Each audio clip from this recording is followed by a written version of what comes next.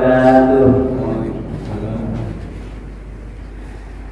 Alhamdulillah rabbil alamin alladzi ahyana ba'dama amatana wa ilaihi nusyur. Asyhadu an la ilaha illallah wahdahu la syarika wa asyhadu anna Muhammadan abduhu wa rasuluh sallallahu alaihi wasallam la nabiyya ba'da. Wa qala Allah ta'ala fil Qur'anil Karim, a'udzu billahi minasy syaithanir rajim. Bismillahirrahmanirrahim. Matsalul ladzina yunfiquna amwalahum fi sabilillah kamatsali habbatin ambatat sab'a sanabila fi kulli sunbulatin mi'atu habbah wallahu yudha'ifu liman yasha' wallahu wasi'un 'alim. Shadaqallahul 'azim. Bapak-bapak dan ibu-ibu hadirin kaum muslimin, para jemaah salat subuh yang dimuliakan oleh Allah, marilah kita kembali menyampaikan ucapan syukur alhamdulillahirabbil alamin. Segala puji bagi Allah Tuhan semesta alam, karena sampai pada pagi hari yang penuh berkah ini kita masih diberikan kemudahan oleh Allah, diberikan kesehatan, kemudian diberikan kesempatan sehingga kita masih bisa melanjutkan ibadah sholat subuh kita secara berjamaah di masjid yang sama-sama kita cintai.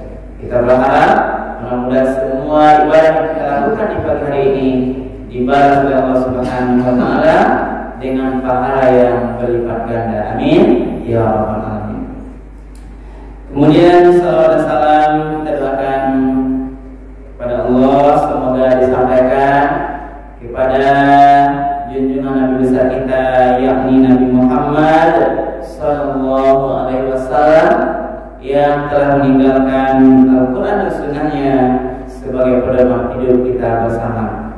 Nabi mengatakan kepada Bapak, sekiranya kita berpegang teguh kepada dua pusaka atau peninggalan Rasulullah itu, dipastikan kita akan selamat menjalani kehidupan dunia yang sementara, dunia yang fana ini, sampai nanti kita akan selamat untuk menjalani kehidupan akhirat yang kekal abadi.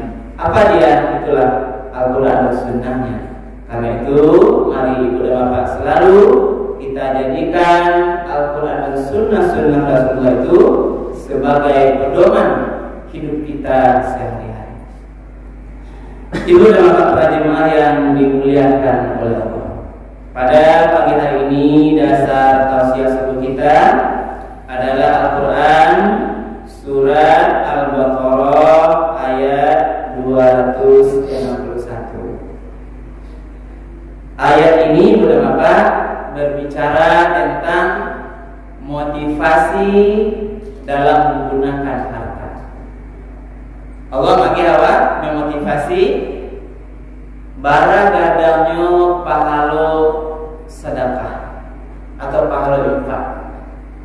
Jadi ini berkaitan dengan persoalan harta.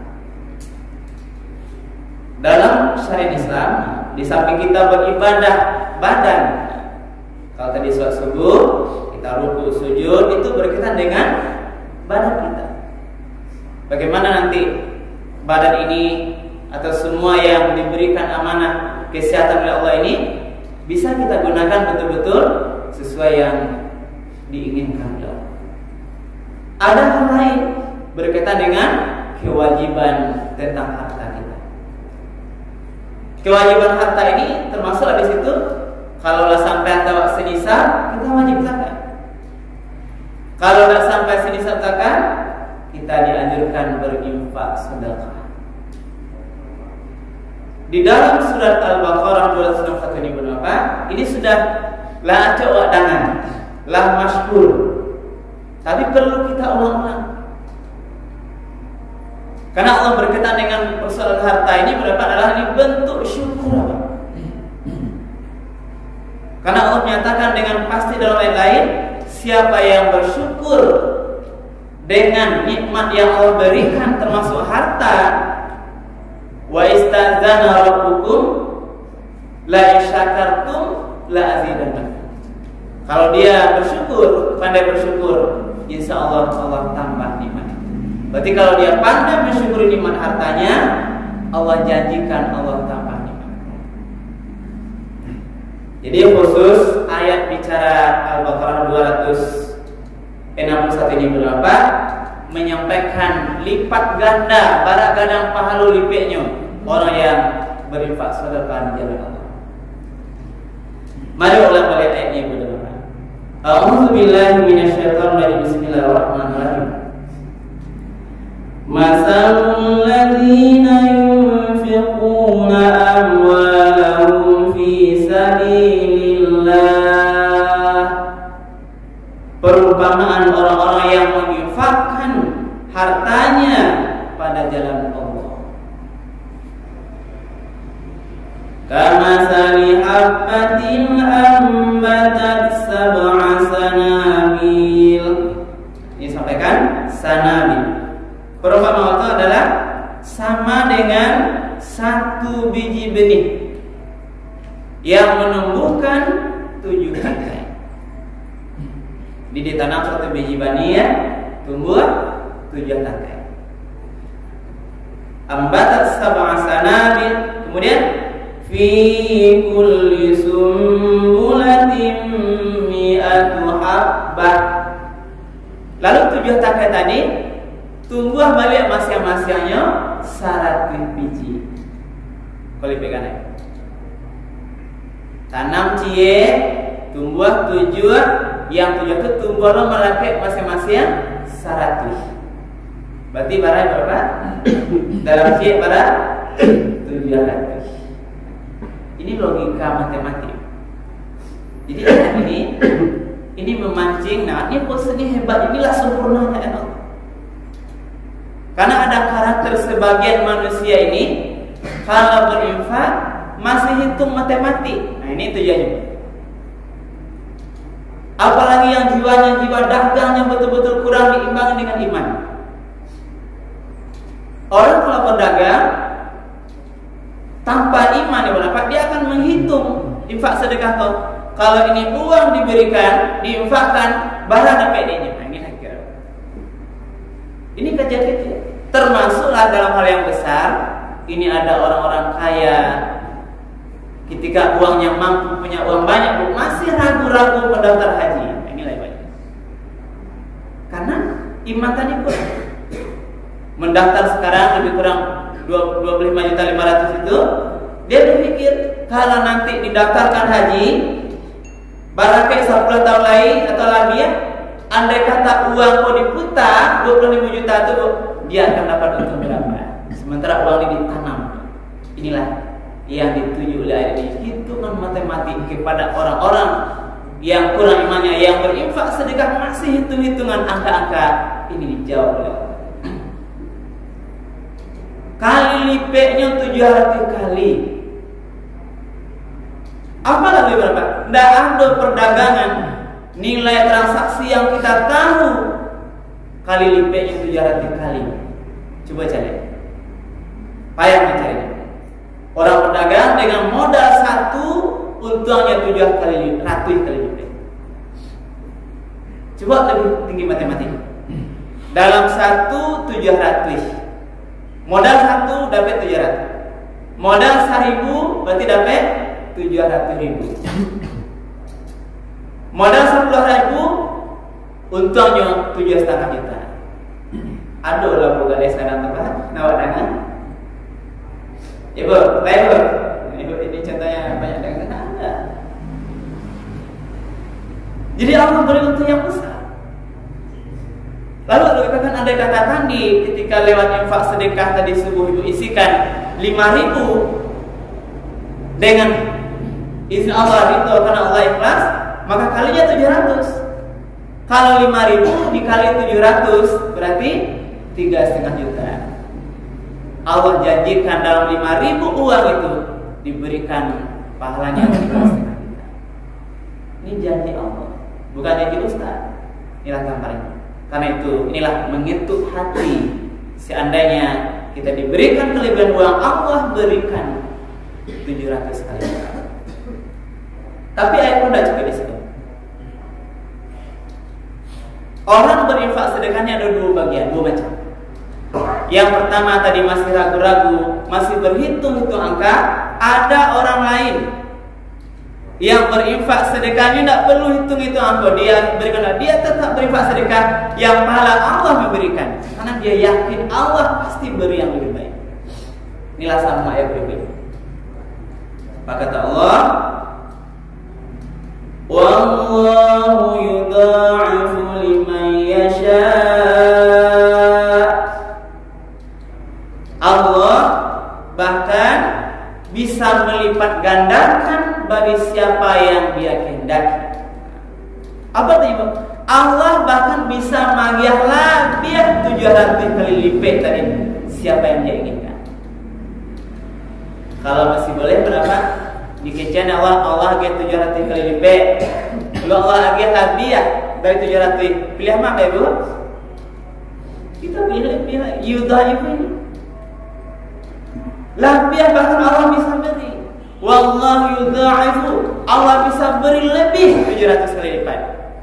Nah, inilah bagi orang-orang yang tidak berpikir mungkin hitung-hitungan barangkali dapat ini. Yang masih hitung matematik dari ayat itu angka-angka oleh Allah 700 kali lipat. Bagi orang lain yang betul-betul ikhlas, dia tidak perlu dia hitung-hitung angka, Allah janjikan labiah dari itu. Ya kira berapa? Lebih tutup ayat ini Allah, wallahu wasi'un alimun. Allah itu maha luas. Wasi' ini maha luas betul. Allah maha luas. Seluruh rezekinya Allah maha luas. Apa maksudnya maha luas? Kenapa Allah katakan maha luas berkaitan dengan infak sedekah di ayat itu? Karena Allah menyampaikan, wahai seluruh manusia, silakan infak sedekahkan hartamu itu, Allah bisa balas berlipat-lipat kali lipat. Jangan ragu, kamu nanti pertanyakan, andai kata seluruh manusia ini berinfak sedekah, dari mana pula tadi bayar dari Allah? Itu maksudnya. Ada yang ragu. Allah menghitung 700 kali lipat atau labiah. Seandainya manusia seluruh dunia ini yang miliaran ini semuanya berinfak sedekah jalan Allah, dari manakah dibayar Allah 700 kali lipat atau lebih itu? Ini gambar orang bertanya-tanya yang kurang bagaimana. Allah katakan Allah wasi'un. Allah maha luas pintu rezekinya. Di langit, di laut, di darat, bahkan di dalam perbumi, semua rezeki Allah ini, dunia ini amat luas Allah katakan. Jangan ragu-ragu. Kemudian alim, Allah maha tahu. Ini maha tahu ini ujungnya adalah terhadap orang yang berinfak sedekah, dia nanti terang-terangan atau sembunyi-sembunyi, insya Allah Allah nanti akan tahu. Nah, lalu berapa? Ada kuncinya. Orang yang berinfak sedekah di jalan Allah yang akan diagih pahala tadi 700 kali lipat atau lebih itu, aduh harus syaratnya 2. Karena waktu lupa ya kan? Ada 2 syaratnya. Kita mendengar ini terputus di sini, ada 2 syaratnya. Sebab kalau berinfak sedekah di jalan Allah tadi kita menyatakan terlanggar yang 2 itu pahalanya sia-sia. Nah, apa dia yang 2 itu? Alladzina yunfiquna amwalahum fi sabilillah. Orang yang menginfakkan hartanya di jalan Allah tadi, summa la yusmi'una ma anfaqu mannan wala adza. Dia tidak mengiringi infak sedekahnya itu yang pertama dengan sering-sering menyebutnya. Nah, berarti kalau wak sabui sedekah hawa berarti habis nilai. Hati-hati. Ini hati-hati. Yang kedua, azab, tidak menyakiti hati orang yang kita beri sedekah. Jadi itu yang dijaga. Yang pertama, dia menjaga mari wak jago. Ini menjaga. Ini apa? Jangan sampai nanti kita ria berinfak sedekah, ingin dipuji orang lain, ingin disanjung orang lain. Kalau ria itu dijaga, itu merusak, membakar pala sedekah awak. Sama dengan batu licin. Ini gambar yang berikutnya, kita sampaikan saja artinya. Sama dengan batu licin yang di atasnya ada debu. Nah, debu kalau infak sedekah awak dulu. Lalu fa'asabahu wabil fataraka usalda, tiba hujan labek menimpa debu itu, lalu habis debu itu, tinggal balik batu licin saja. Habis sadunya. La yaqdiruna ala syai'in mimma kasabu. Besok di akhirat dia bertanya ke Allah, wahai Allah, ma infak awak dulu menyumbang mungkin 100 keramik untuk masjid, menyumbang 10 kodi atap, menyumbang 1 juta untuk masjid. Mana ya Allah? Ternyata tidak ada. La yaqdiruna ala syai'in mimma kasabu. Mereka tidak berkuasa, tidak diberikan pahala. Kenapa? Karena dia. Mungkin karena dia cenderung menyebut-nyebutnya. Nah, menyebut-nyebut itu benar menyebut dalam tujuan untuk mulai awak dapat pujian. Contoh realnya contoh kenyataannya lah. Contoh menyebut-nyebut kok. Biasa akan di masjid, kalau hari raya kan infak itu pembacaan. Dalam kajian fikih membacakan pengurus itu boleh, tapi harus dijaga. Yang pertama, tujuan pengurus hanya untuk memancing jemaah lain berinfak. Yang kedua, yang memberi infak harus menjaga hatinya, tidak kuliah ria. Yang balik yang kedua, karena ria itu di hati. Kita manusia kok cenderung ingin dipuji orang lain. Awak berinfak 1 juta, infak dari ibu sianu 1 juta. Orang ramai menang. Awak ada di sini. Bagaimana kita menguasai hati? Kalau hati ria, bangga dia, bahkan ada yang protes.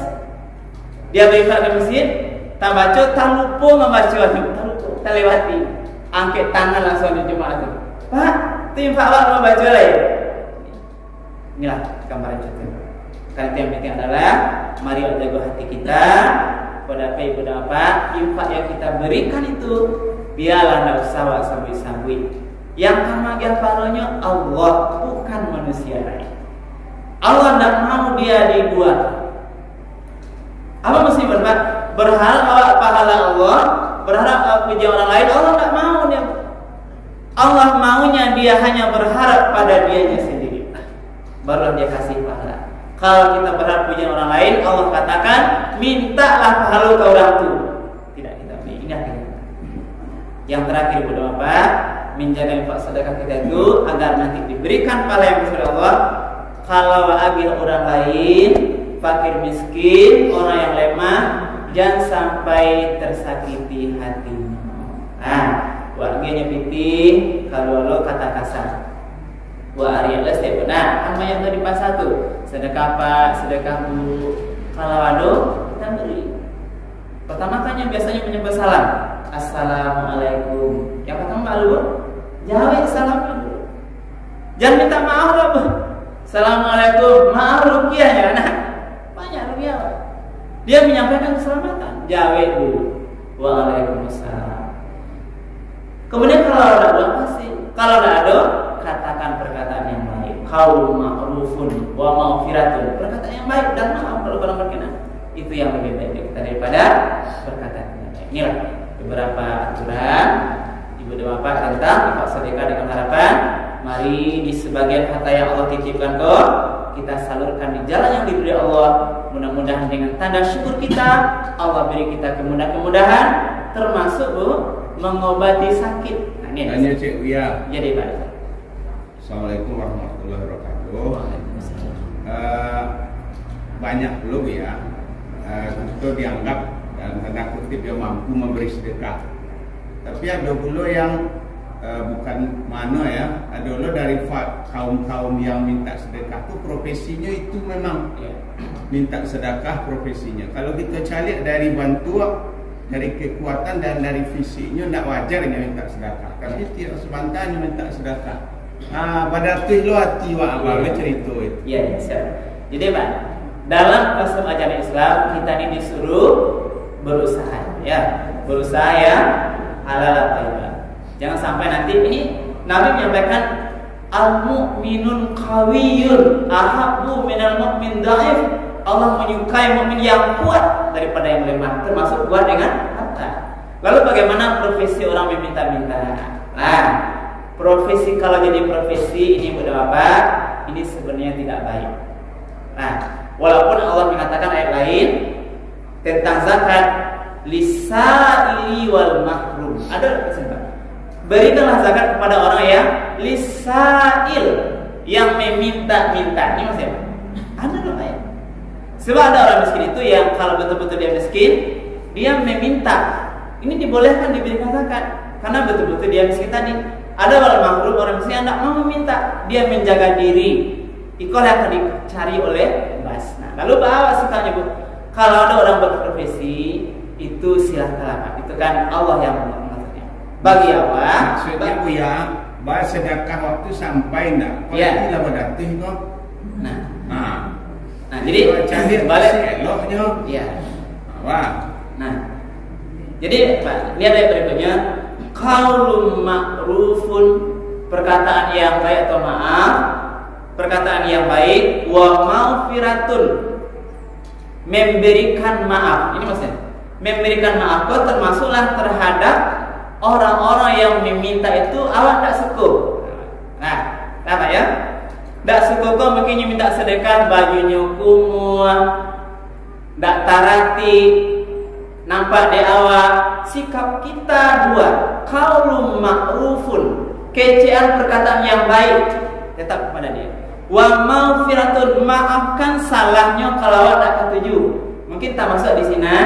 Kalau lihat profesinya itu, kalau kita tidak setuju, tetap kita berikan maaf di sini. Insya Allah itu lebih baik.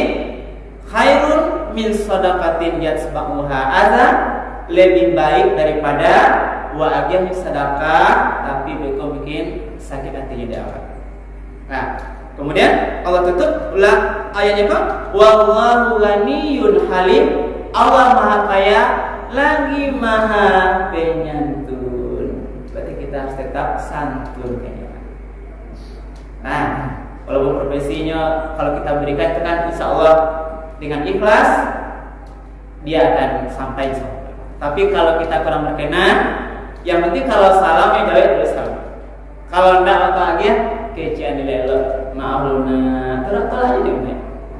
Mungkin tidak ada sakit ini, mudah-mudahan di tempat lain ada sakit. Jadi mungkin itu sikap bijaknya Pak ya, dengan cara yang sampai kepada Allah. Masjid tu Ustaz. Ya Ustaz. Biasa kalau infak-infak terbuka, contoh di masjid, ada kajian fikih padahal kalau seseorang berinfak, yang berinfak pun tahu orang kampung tu ada sia yang berinfak. Mau sia. Jadi inyo sia aku berinfak. Pak, ambo berinfak atas nama sia hamba Allah. Itulah yang dikatakan riya. Jadi awak berinfak, kurang tahu sia awak yang berinfak. Tapi yang baiknya sampai namanya sia yang berinfak. Jadi kalau kata hamba Allah, itu riya. Oh iya. Ya, kasih Pak.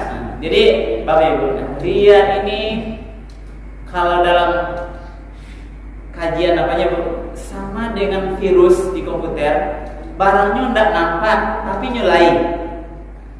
Makanya yang bahaya itu menjaga riya.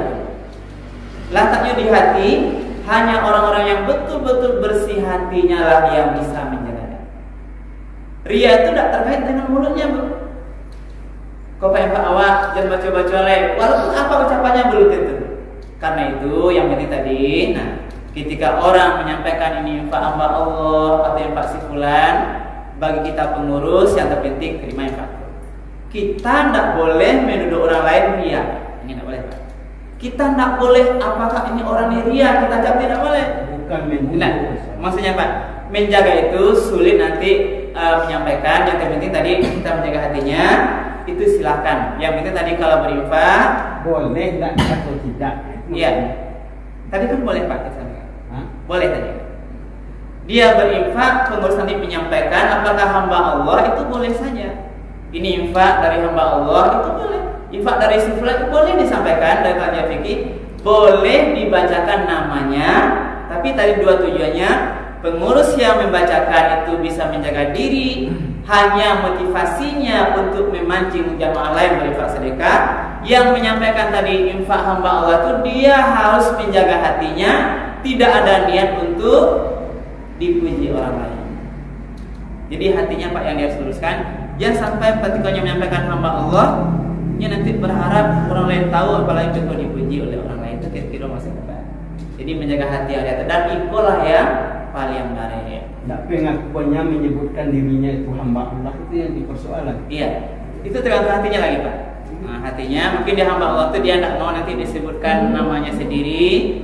Yang penting hatinya berhasil, walaupun hamba Allah disebutkan, tapi tetaplah yang menyampaikan itu jago hati awak. Ketika sabian hamba Allah tadi, awak tidak ada niat untuk dipuji orang lain. Kita berniat mudah-mudahan betul-betul awak jadi hamba Allah, agar nanti infak sedekah kita itu diterima orang lain. Itu mungkin Pak ya, kira ya Pak ya. Tadi yang penting adalah beberapa hati tadi kita harus jaga. Sebab tipis. Kalau song berinfak itu ria, nanti hilang pahalanya. Maka kalau itu lebih adu di kecil disiko. Sebaiknya Pak ya. Sebaiknya berinfak itu dalam tanya berapa dalil sembunyi. Nah, boleh aman. Ibu kan tahu nih hadis.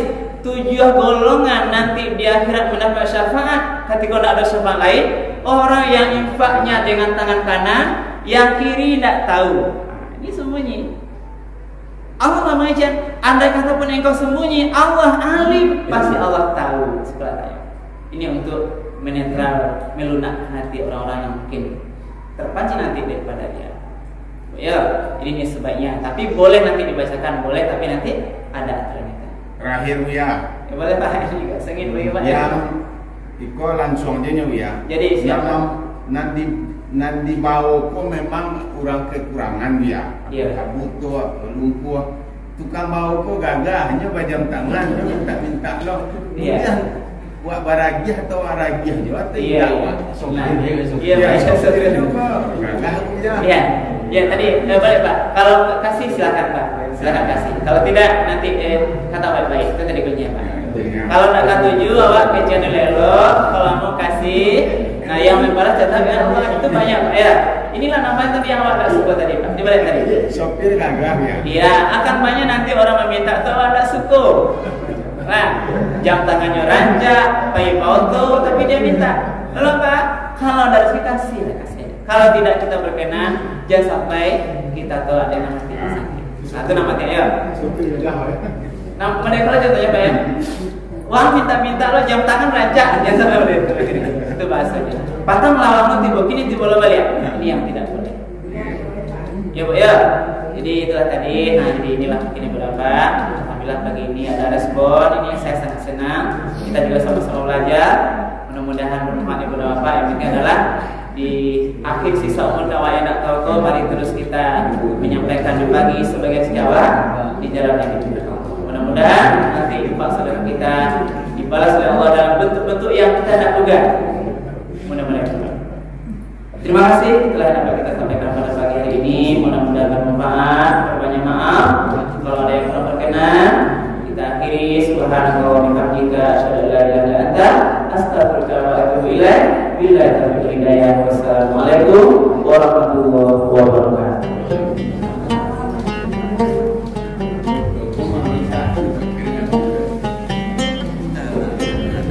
Setelah itu dibagi Pak. Iya. Dibagi. Iya Pak. Oke,